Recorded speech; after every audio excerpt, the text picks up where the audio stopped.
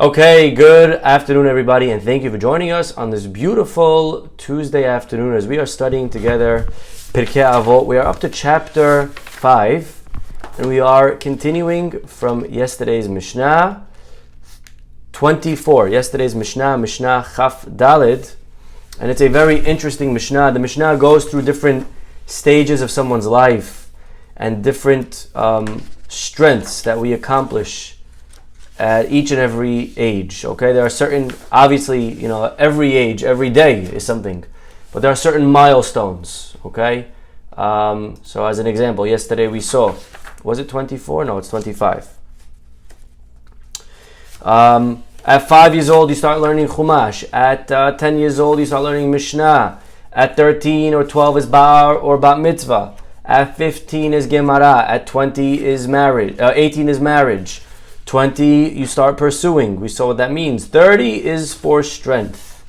And this is where we got up to yesterday. So let us continue. And here we go. Mishnah Chaf Hey. If you're following us in a hard copy, at least the one that I'm using. If you're online with us, it's not Chaf Hey. Let us open up to the online version quickly. And let's pull it up. So here we go. We're going to Pirkei Avot. We're going to chapter 5. And we're going to be studying over here on this version, Mishnah 21. Okay? Today's ages are going to be 40 and up. Okay? Okay, so let's continue. Again, if you weren't with us yesterday, see yesterday's class for 5 through 30, including 30. Okay, number 40. Here we go. Ben Arba'im, 40 years old. What happens then? Says the Mishnah, at 40 is Bina. At 40, one attains understanding. One is able to understand ramifications of ideas, what we call in Hebrew nafka minot. If this, then that, and if that, then that, right? So, as an example, our rabbis say that a student doesn't fully understand the teachings of his teacher until the age of 40. And where do we know this from? Of course, we know this from none other than Moshe Rabbeinu. Moshe Rabbeinu, the pasuk says, in Devarim, if you have a Chumash, this would be a great time to open it up. We're going to get there in a few weeks from now. Chapter 29, okay, Chavtet. Perek Chavtet, sorry, here we are.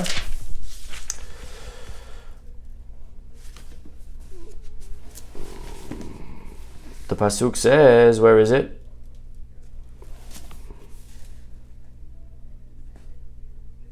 Moshe Rabbeinu says to the Jewish people right at the end of Parashat Ki Tavo. Again, this is like right at the end of his life. And he says to the Jews, you have seen everything that Hashem did before your eyes in the land of Egypt, to Pharaoh and to all his servants, to all his land, the great trials that your eyes beheld, those great signs and wonders. But Hashem did not give you a heart to know, or eyes to see, or ears to hear, ad hayom hazeh, until this day. It was only on this day. How many years were they with Moshe? From the beginning of their, encounter with Moshe. He was 80. Now he's 120. This is 40 years later. It takes 40 years for a person to fully grasp what their teacher is trying to teach them. And that's what Moshe tells the Jewish people. So that's the age of 40. After 40 years, we start seeing things in a deeper way. We have a deeper understanding. The Midrash says that Avraham Avinu found God at 40 years old. The Mishnah, the Mashal, is there was once a man, he's walking in the forest.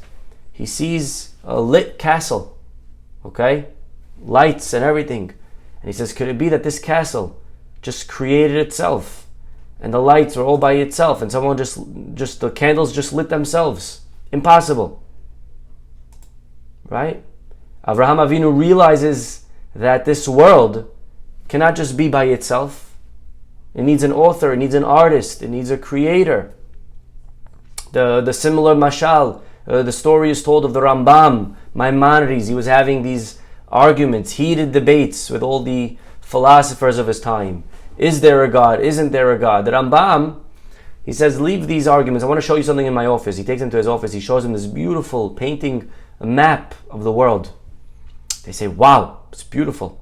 All the colors and the continent and these seas. Who gave this to you?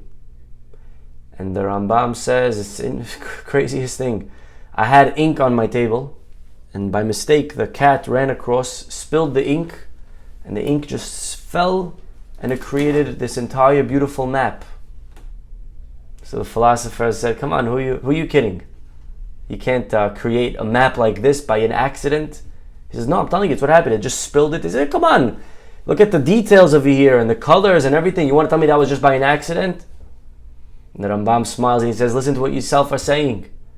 If a silly painting, if a map can be created by an accident, how could the world be here by accident? The world must have a creator. The world has to have a beginning. And this is what Avraham Avinu realized. At what age? At the age of 40. The Derech Avot said something very interesting. At 40, it's almost half of one's life. David HaMelech writes in Tehillim, Yemeh shenotenu bahem 70 shana ve'im begvurot shemonim shana. If you're lucky, you'll live till 80. If you're strong. And so at 40, you're halfway there, right? We're halfway there, okay? And therefore, it's time to introspect. It's time, sorry, I don't know, that was just one of those songs you can't get rid of. Okay, right? Now you want to start singing it. I know exactly what you guys are talking about. Okay, fine. So half of one's life passed, wasted on gashmiyut, wasted on physicality, and now it is time to start focusing a little bit on our ruhniyut, on our spirituality. There is a beautiful story that is brought down over here about Rav Kalonimus Kalman of Piazesna. You heard of him?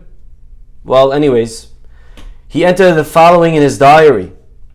What new commitment should I accept upon myself on my 40th birthday? This is the Piazesna Rebbe on his 40th birthday in his diary. He had a diary. Do you have a diary? Okay, anyone here have a diary? Okay, maybe it's a good idea. What should I accept upon myself? To study more? I believe that to the best of my ability, I do not waste any time, and I'm constantly involved in learning. Well, maybe I should commit myself to keep away from physical desire. Thank God my evil inclination does not dupe me, and I am able to avoid becoming enslaved to him. What then am I missing? And he writes, I am missing simply to be a Jew. I see myself as a human being, blessed with form, color, body, and everything else that comprises a human being. Only the soul is lacking. Master of the world, Ribono Shel Olam, allow me to undergo a spiritual conversion, and from now on to really be a Jew. So this is halfway there, and to start introspecting what it is that I need to start maybe, tuning, fixing up, changing as one enters the 40s. Okay, beautiful. Next, Ben Hamishim. Okay, for all the 50-year-olds. What does one accomplish at 50? At 50, Etzah. Ben Hamishim la Etzah. One is able to offer counsel. One is able to offer advice at the age of 50. Okay, who do we know this from? We know this from the Levi'im. Remember the Levi'im? They worked in the Beit HaMikdash. At the age of 30, they started, and we learned from them the number 30 is strength. Well, we also learned from them that number 50, they stop working. They're no longer able to carry the heavy vessels in and out of the wagon. However, they didn't quit. They still came to the Beit HaMikdash. What do? They would guide the newer generation. So at 50, one is able to give advice, one is able to give counsel. I saw something very interesting, that at 50, we have a life experience, right? But you may say, but Rabbi, you have life experience at 60. You have even more at 70. You have the most at 100, right? Maybe we should save etzah, giving counsel, to the later ones. The older you are, the better counsel you could give. That's true, but it also is flawed. Why? Because after 50, the intellect maybe could decline a little bit. So although we have more, and again, there are always exceptions, please nobody shoot me on this, okay? Rabbi, how could you say that, Rabbi? Right, okay, I didn't say nothing. I'm just reading to you what it says over here. Okay, you have any issues, take it up with the book, okay? But again, we saw how these numbers are not exactly precise. Today, nobody gets married at 18, okay? So you can push it off a few years if it makes you feel good, if you're borderline, okay? We could, extend a little bit, like the gematria, squeeze it in there somehow to make the gematria fit. Those rabbis that do that? Right, Sarah is marrying Joey in the gematria. It's 100 off, but they live, their grandparents, their ages add up to 100, right? They figure it out, right? He lives on East 7th, so 7, and you add that to his name, and it equals her. Okay, fine. Anyways, so 50 is a perfect combo. You have a lot of life experience, but at the same time, our intellect is at its peak. Okay, it doesn't decline yet, so we have that nice combination. Okay, number 60. Here we go. All right, Ben Shishim. I'm seeing more and more people taking off the video ons as we go over here. Not me, Rabbi. Don't look this way. Okay, Ben Shishim. What happens at 60? At 60, interesting one. Ben Shishim la zikna. At 60 is a good old age. What does that mean, good old age? Well, it could refer to one's appearance, that at 60 they start aging. However, zaken, zikna, means something in Hebrew. Zaken is actually an acronym. Very good. Zayin, kana, acquired. Kana, chokhmah. Okay, Zaken is somebody who has intellectual maturity. Not only that, but at 60, if you're 60 and up, give yourself a round of applause. Why? You passed the age of 60, which is the age of karet. Okay? Somebody that, God forbid, is chayav mitah in the hands of heaven will not make it past 60. So if you are past 60, good for you. You avoided karet. Okay? Rav Yosef, by the way, in the Gemara, when he turned 60, he made a huge party. Okay? He made a big party when he turned 60. Okay, number 70. Here we go. Ben Shiv'im. What happens at 70? Leseva.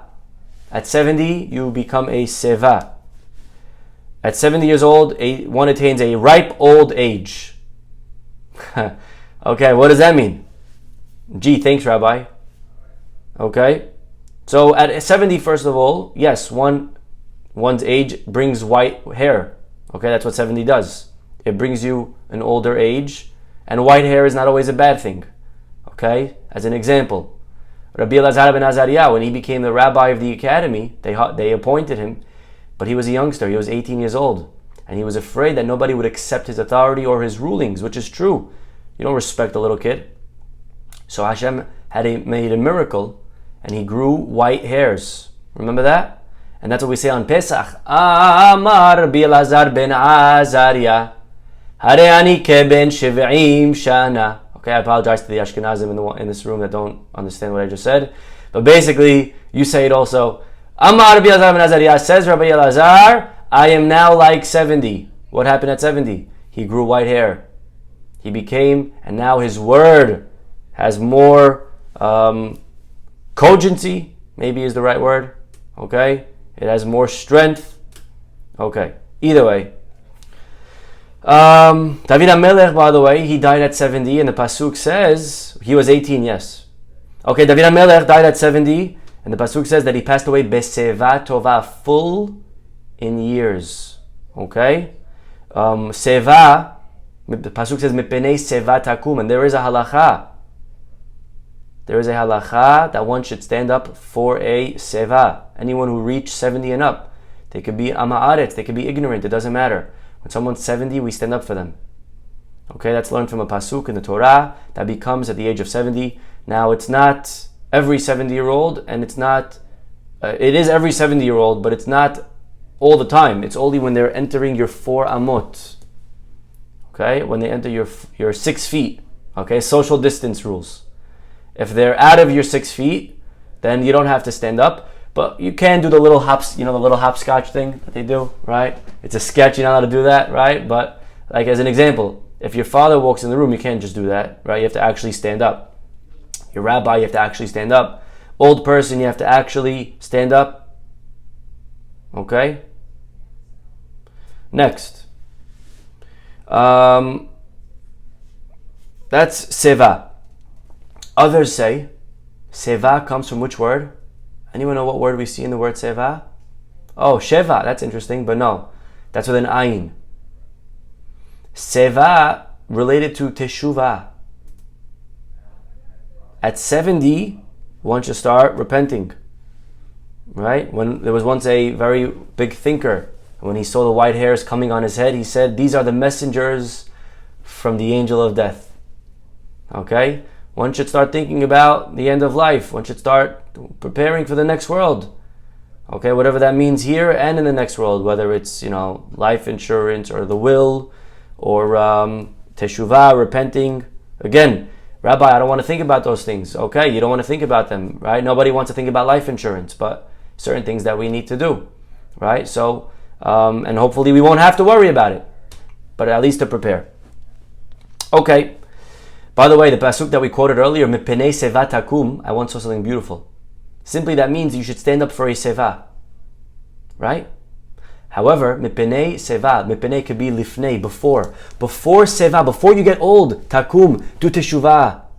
Do a teshuvah before you get old, because once you get old, who knows if you have a chance, you may, God forbid, things happen, and therefore, do teshuvah today. Very nice. Okay, next. We have a few more. Ben shemonim, what happens at 80? No, you don't die. Chas shalom. Okay. Ben shemonim ligvura. At 80 comes comes strength. Now, what kind of strength? I thought we said that 30 was koach. So there's a difference between koach and gevura. Koach is physical strength. Gevura is not physical strength. Actually, at 80, the pasuk says, "Im bigvurot shemonim shana." If you're strong, you'll reach 80. But again, what does that mean? I thought at 80 the guy's weak. But what it means is that at 80 the physical power begins to decrease drastically, a serious decline in physical strength, and therefore the dominant force in a person's life becomes the soul. You understand? Meaning, we always have this tug of war, body versus soul. At 80 the body starts going to sleep. Now the soul has time to shine. This is where a person's neshama could start doing serious studying and prayer, right? And therefore, that is the age of 80, okay? A man once complained to Rav Avraham of Kalish. He started saying, "Rabbi, I'm 80 and I'm sick. And I'm sick of living. Hajj, I want to just expire if I could actually pray for that. I'm 80 years old, I had enough. I can't do anything by myself anyways. I always need people there to help me. What kind of life is that?" And the rabbi responded, "You foolish person. It's worth living a full 80 years just to have the opportunity to do a mitzvah once when you turn 80. Because at 80, you have your entire neshama involved. Your body is so weak that you're able to do the mitzvah the right way for real." So that is a beautiful thought again, age of 80.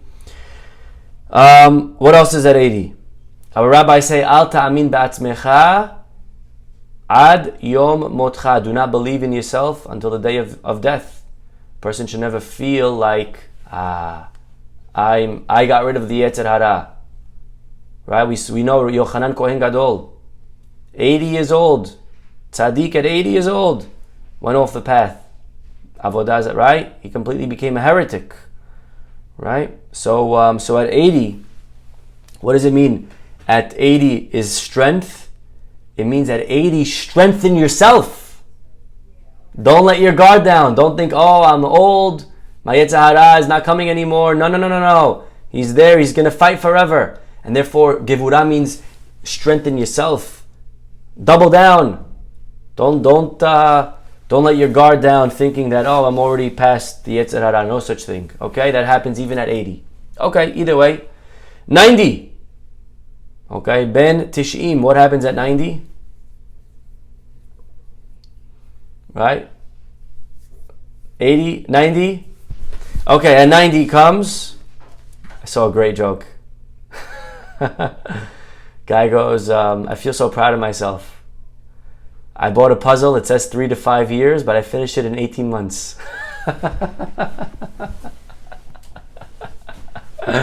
Right?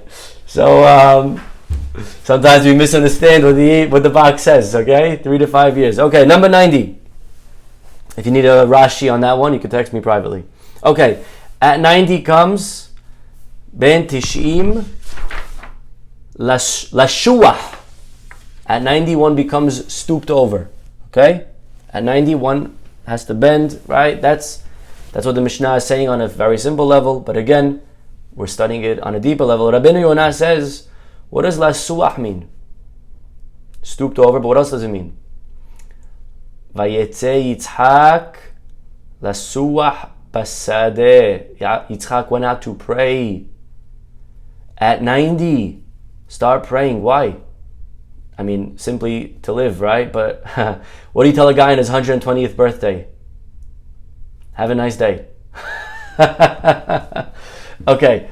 But you're not praying for a long life. What are you praying for? At 91, completely was able to almost remove the Yetzer Hara. And therefore utilize these very valuable years where the energy, the physical, the drives, they're all gone. Beautiful time to pray and to focus on spirituality. The Midrash Shemuel says something very powerful. Midrash Shemuel says that at 90, you're weak, right? You can't do Averot? Not true.